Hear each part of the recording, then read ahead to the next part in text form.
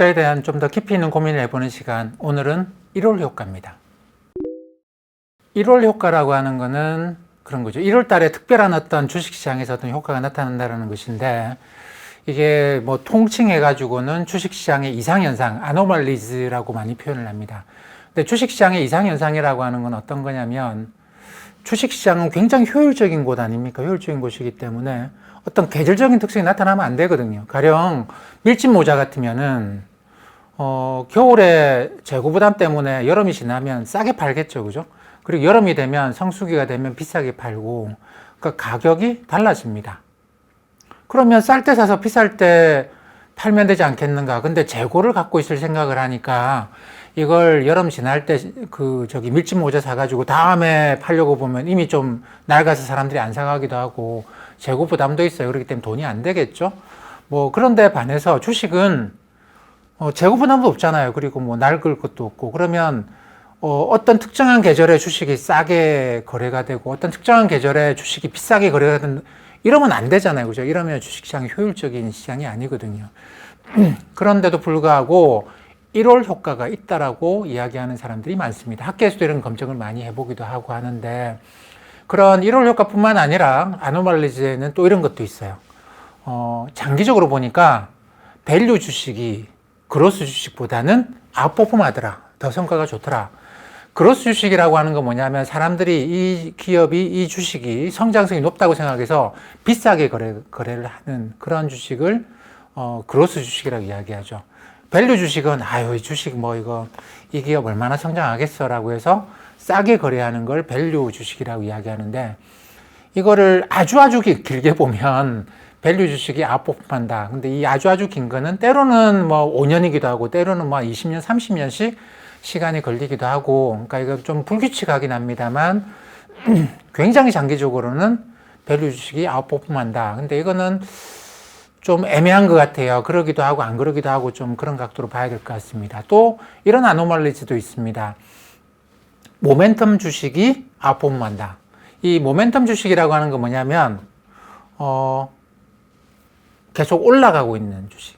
그러니까 전체 주식이 1000개가 있으면 이 중에서 지난 6개월 동안 상승률이 높았던 주식 500개, 상승률이 낮았던 주식 500개 이렇게 나누어서 이 상승률이 높았던 주식 500개, 요거를 지수로 만든 걸 가령 모멘텀 지수라고 이야기하는데, 이게 전체 주식시장의 전체 주가 지수보다는 상승률이 높더라는 거예요. 상당히 의미 있게.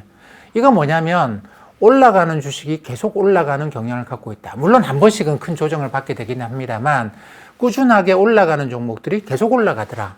그러면 내가 왜 떨어지는 종목을 살까? 올라가는 종목을 사면 되겠네. 근데 아주 길게 보면 많이 떨어진 종목들이 결국은 또 많이 올라가더라. 이런 건 있습니다만, 모멘텀 주식이 아웃퍼폼한다는 건 뭐겠습니까? 이것도 그런 것이죠. 그러니까 주식시장이 아주 효율적인 건 아니고, 아무런 기회가 없는 거 아니고, 어떤 분은 그런 비유를 드시더라고요. 시장이 효율적이라는 게 무슨 말이냐? 길에 10,000원짜리 떨어져 있지 않다라는 겁니다. 왜냐하면 떨어져 있으면 사람들이 금방 죽어갔겠죠. 근데 간혹 발견하기도 하잖아요. 왜냐하면 사람들이 잔뜩 몰려가지고 전부 다 빈틈없이 그 길거리에 1평방미터당 한 사람씩 늘 감시하고 있는 건 아니잖아요. 그렇기 때문에 10,000원짜리가 떨어져서 몇 시간 동안 거기 떨어져 있을 수도 있거든요. 그걸 내가 우연히 발견할 수도 있고. 이 정도의 비효율성은 늘 존재를 하는데, 주식시장에서도 그 정도의 비효율성은 존재를 하는데, 일반적으로 올라가는 주식들이 계속 올라가는 경향을 갖고 있더라. 그러니까 주식시장이라는 게 한번 올라갔다가 떨어졌다, 올라갔다 떨어졌다 막 이렇게 랜덤하게 움직이는 건 아니고 추세를 그리더라는 겁니다. 물론 추세를 그리다가 추세가 바뀌기도 하죠. 하지만 올라가기 시작하면 꾸준하게 몇 달 또는 몇 년까지 올라가기도 하고, 떨어지기 시작하면 몇 달씩은 떨어지기도 하고 이러더라는 겁니다. 그래서 어떤 사람은 주식 투자를 뭐라고 이야기를 하느냐면, 운전을 하는데 앞을 보는 게 아니고 룸미러, 백미러를 보면서 뒤를 보면서 운전한다는 거예요. 주식 투자를 비유를 하면서. 이건 무슨 비유냐면, 우리가 미래를 압니까? 미래 몰라요. 우리 앞에 놓여 있는 길을 모른단 말이죠. 근데 과거 지나온 길은 우리가 알잖아요. 그래서 어제 올라왔으니 오늘도 올라가겠지 생각하고 운전하는 것 같은 그런 거라는 겁니다. 어떻게 생각해 보면 진짜 위험하죠. 그죠? 이거 뭐 하면 안 될 것 같아요. 앞을 모르고 운전을 하다니. 근데 만약에 길이, 앞에 놓여 있는 길이 이렇게 꾸불꾸불 계속 이렇다고 한다면 백미러 보고 운전한다는 거, 이거는 자살 행위가 되겠죠. 이건 하면 안 됩니다. 근데 주식시장은 이렇게 움직이는 게 아니고 이렇게 큰 트렌드를, 추세를 만들고 움직이기 때문에 대부분의 시간 동안에 별 문제가 없어요. 뒤를 보고 운전하나 앞을 보고 운전하나 별 문제가 없죠. 한 번씩 이런 변곡점이 발생할 때만 문제가 됩니다. 그렇기 때문에 주식 투자라고 하는 거를 늘 뭐 이렇게 올라가나 떨어지나 이런 고민을 하는 것보다 변곡점이 어딜까? 이런 걸 고민하는 게 훨씬 더 좋다라는 겁니다. 변곡점이 올해 생길까? 올해 상반기에 생길까? 안 그러면 상반기까지는 하반기에 경기가 좋아진다는 기대감, 그리고 미국이 뭐 그 경기 부양식 계속될 거니까 그냥 냅두고 하반기 어느 쯤에 가서 변곡점이 있을까 고민해보자. 이런 식으로 좀 더 크게 이런 변곡점을 우리가 고민해보는 게 훨씬 더 좋겠다, 이런 생각을 해볼 수가 있겠죠. 이것도 이제 모멘텀이라는 그런 이상현상이 발생한다라는 그런 이야기 될 수 있겠습니다. 그리고 뭐 가령 이제 그 미국의 찰스 왑 같은 경우에는 주식을 평가할 때 이 주식은 뭐 가령 별이 5개다, 이 주식은 별이 3개다, 뭐 이렇게 평가할 때 쓰는 대표적인 어떤 지표이기도 한데, 시장이 그 기업이 낼 이익이라고 하는 걸 추정을 하잖아요. 시장이 기대가 있습니다. 이 기업이 이번 분기에 순이익이 뭐 1조 원 나올 거야, 이렇게 했는데 이거보다 더 많이 나와요. 이걸 earning surprise라고 많이 부르죠. 그죠? earning surprise. earning surprise 낸 기업은 그날 이익을 발표하자마자 주가가 팍 튀는 효과가 있습니다. 근데 이게 하루에 끝나지 않는데요. 이게 며칠 이어진다고 합니다. 이것도 그렇죠. 아니, 이거 발표되자마자 곧바로 팍 올라갔다가 그 다음에는 더 올라가면 안 될 것 같잖아요. 효율적인 시작이라고 한다면 경제학에서는 이런 식으로 이야기를 합니다. 이게 이런 효과가 발생하면 효율적 시장에서는 당연히 그날 그 발표될 때 주가가 팍 올라가고 난 다음에는 다 반영된 거예요. 이익의 증가라고 하는 게 반영된 거기 때문에 더 이상 올라가면 안 되거든요. 근데 이게 며칠 더 올라간답니다. 왜 그렇겠습니까? 앞에서 이야기한 모멘텀 이상현상하고 비슷한 건데 이게 한 번으로 끝나겠느냐라는 거죠, 세상에. 우리 그거 알잖아요. 좋은 일 생기기 시작하면 계속 생기고 나쁜 일 생기면 계속 나쁜 일 생기잖아요. 토종 비결 보는 것도 그런 거잖아요. 그러니까 이게 뭐 좋은 일 생기고 다음날 나쁜 일 생기고 그 다음날 좋은 일 생기고 이런 게 세상이 그렇지 않다라는 거 우리가 대충 생각을 하기 때문에 이 기업이 좋은 일이 생겼어요. 어닝 서프라이즈 생겼어요. 그 다음에 또 생길 거다라고 사람들은 생각을 한다라는 겁니다. 그렇기 때문에 다음번에 또 어닝 서프라이즈가 또 나올 테니 미리 사놓자라는 것 때문에 이 한 번에 어닝 서프라이즈 이거 주가 올라가고 난 다음에도 한동안 더 올라간다. 이런 것도 하나의 이상현상. 주식시장이 진짜 효율적이면 이렇게 되면 안 되는데 주식시장은 이론적으로 생각하는 것처럼 학계에서 생각하는 것처럼 그런 식으로 효율적이지는 않다라는 겁니다. 보통 이제 이론에서 그런 이야기 많이 하죠.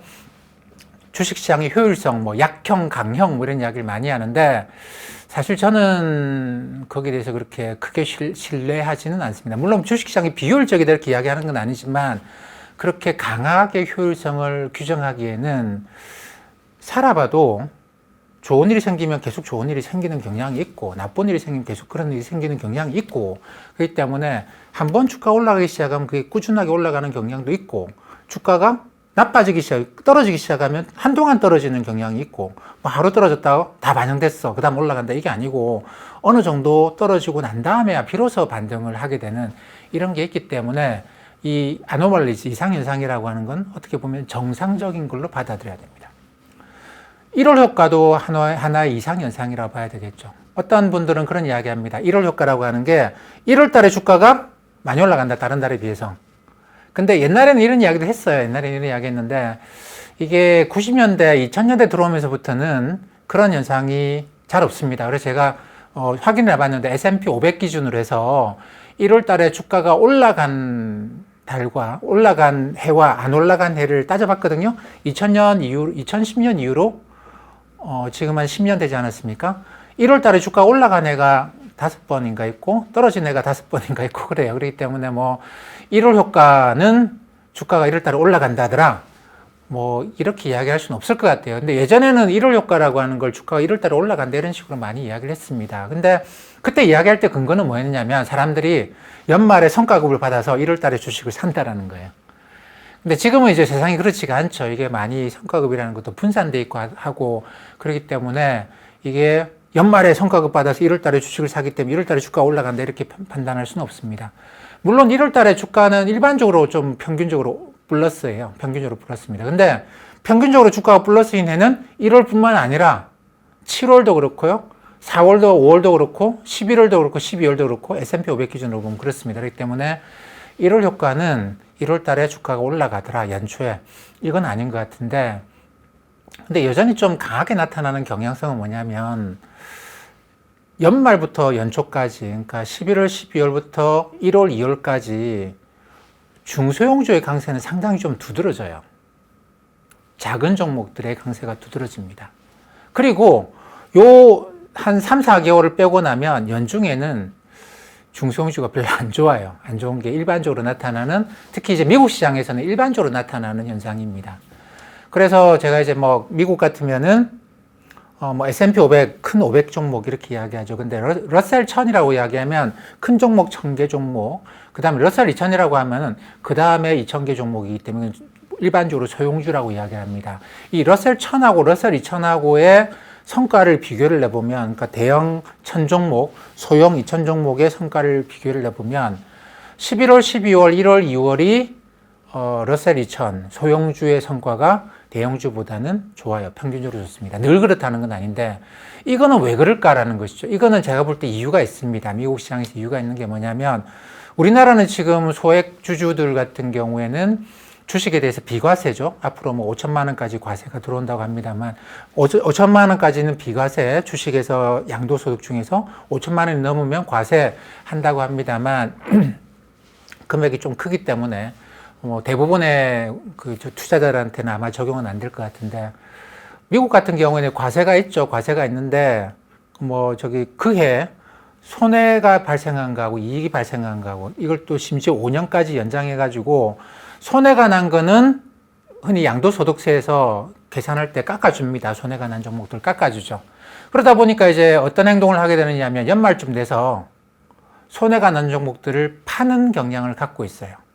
그리고 사람들이 그런 생각하는 거죠. 아까 말씀드렸던 그 이상현상 중에서 길게 보면 작은 종목들이 주가가 올라갈까? 많이 올라갈까? 왜냐하면 저기 싼 종목들 대부분 또 작은 종목들이거든요. 이 종목들이 규모가 작고 그 다음에 싼 종목들이 많이 올라갈 거라고 사람들은 생각을 합니다. 그러다 보니까 이런 종목에 장기 투자가 들어가는 거죠. 근데 가다가 보니까 도저히 안 되겠어요. 도저히 안 되면 그에 이익이 생긴 뭐 다른 종목에서 이익이 많이 생겼다 그러면 이 손해가 많이 생긴 종목을 같이 매도해서 이걸 이제 텍스 하베스팅이라고 표현하기도 하는데 수확하는 거죠. 같이 퉁쳐가지고 내가 양도소득세 낼 금액을 줄이는 효과를 냅니다. 그러고 난 다음에 뭐 하느냐? 나 이제 중소형주 안 해라고 하는 게 아니고 또 중소형주를 사요. 근데 주로 언제 하느냐면 사람들이 이제 멀리 내다보고 하는 거는 뭐 한여름에 하고 이러는 게 아니고 11월쯤 되면 사람들의 생각이 다음 달 어떻게 될까가 아니고 내년에 어떻게 될까 생각을 합니다. 그 효과가 1월, 2월까지 올해 어떻게 되지 이렇게 좀 길게 생각을 하거든요. 11월부터 2월까지는 좀 사람들의 이제 그 시야가 저 멀리까지 타임 호라이즌이 좀 멀리까지 간단 말이죠. 그러면 사람들이 내가 어떤 종목을 사서 많이 올라갈 걸 어떤 거 노려보는 것이죠. 어떤 거 노려보는 건데 그게 보통 작은 종목들에서 사람들은 그런 기회를 찾으려고 한다라는 거죠. 왜냐하면 큰 종목들은 이게 일반적으로 올라가봤자 1년에 10% 올라가면 많이 올라가는 거겠지라고 생각할 수밖에 없잖아요. 그리고 너무 많은 투자자들이 이미 정보는 다 알려줬고 근데 내가 이야기 들어봤는데 이건 아직 시장에서 잘 모르는 것 같아. 이런 게 작은 종목들에서는 꽤 있거든요. 그 주위에서 뭐 이야기를 들어보다 보면 시장이 그 기업 아직 잘 모르는데 그 기업이 성장 잠재력이 엄청나. 이런 식의 이야기를 듣게 됩니다. 근데 이런 거를 보통 이제 봄, 여름, 가을까지는 잘 안 해요. 이게 왜냐하면 이번 분기가 어떨까? 이번 달에 뭐가 올라갈까? 이런 식의 생각을 하기 때문에 그렇습니다. 근데 11월부터 이제 연말 연초가 되면 좀 길게 투자해서 좀 많이 올라갈 종목을 내가 좀 사놓자. 이걸 잠그는 효과가 있는 것이죠. 그래서 이 1월 효과라고 하는 것은 정확하게 1월 달 효과는 아니고 연말과 연초에 나타나는 효과인데 중소형주로 매수세가 많이 유입되는 그런 경향을 갖고 있습니다. 물론 뭐 늘 그런 건 아니에요. 늘 그런 건 아닌데 특히나 이제 연말에 내가 그 세금 부담 때문에 손실 났던 종목들을 팔고 나서 새로 사는 그런 것도 있고, 그 다음에 저축했던 돈을 길게 올라갈 만한 종목을 좀 사보자 라고 들어오는 효과도 있고 해서 연말 연초에는 최근에도 그런 걸 느끼셨을 겁니다. 연말에 미국도 그렇고 중소형주 종목들이 꽤 올라가는 걸 많이 보셨을 건데, 우리나라의 경우에는 이제 뭐 이게 대주주 요건 때문에 연말에 이 좀 종목들이 떨어지는 효과가 좀 있어요. 이거는 세금 구조가 미국하고 좀 다르기 때문에 그러한 효과가 있는데 올해 연말에는 이 효과가 그렇게 크지는 않았던 것 같습니다. 근데 미국처럼 세금을 계산하게 되면 양도소득세 이런 걸 이제 소액주주들한테 다 적용하게 되면 이런 행동을 하게 되겠죠. 그래서 연초에 빨리 사서 1년 동안 벌어가 또 세금도 내야 되긴 하겠지만 그런 식으로 연말 연초에 사서 1년 동안에 한번 많이 올라갈 종목을 찾아보자 이런 생각을 다들 하기 때문에 연말 연초에 중소형주에 상대적인 강세가 나타난다라고 볼 수 있겠습니다.